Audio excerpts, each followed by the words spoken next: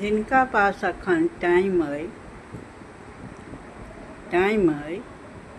और किछु काज नहि करै छी, कतेक लोकके पास तऽ एतेक छै जे ओ अहाँके जे छै से एक रत्ती कनि लेट भऽ जायत तऽ अहाँके बात कहत जे ई काज एना कऽ दही, ई काज ओना कऽ दही, हमरा पास टाइम नहि अइ। जिनका पास खाली टाइम रहैए ओहिमे तऽ अहाँ मोबाइल देखिते छी। टाइम जिनका पास छै मोबाइल देखै छी, मोबाइल तऽ भगवान भऽ गेलै। भरि दिन भरि राति अहाँ मोबाइल देखै छी, काज किछु नहि करै छी, पाइ 1 रुपैआ नहि अहाँ आमदनी करै छी।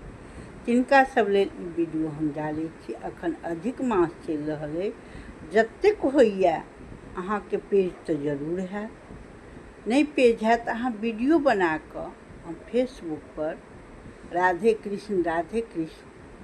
कृष्णके फोटो या जे हुए, जे भगवानसँ अहाँ स्नेह रखने छी, कोनो भगवान तऽ अहाँके दिलके करीब हेबे करता। हमर ई भगवान छथि, हमर ओ भगवान छथि, हुनकर फोटो अहाँ अधिक मासमे जरूर लगबियौ।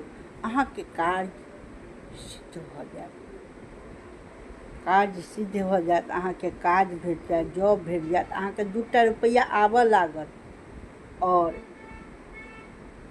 अहाँ हुनकर गुणगान करऽ लगबै। जे सब बैसल छी खाली टाइममे राधे कृष्ण जरूर लिखू, हुनके नामके, भगवानेके गुणगान करियौन, हुनकर भक्त अहाँ बनि जाउ। देखियौ अहाँके पाइ सेहो आबऽ लागत, नौकरी सेहो भऽ जायत आ अहाँके यश सेहो आयत, सब अहाँके बड़ाइ करऽ लागत।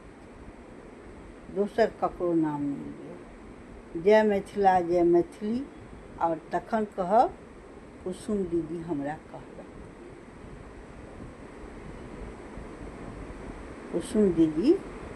कहलक, जय मिथिला, जय मैथिली। भगवानके नाम कखनो खराब नहि होइ छै। आगू वीडियोमे हम अहाँके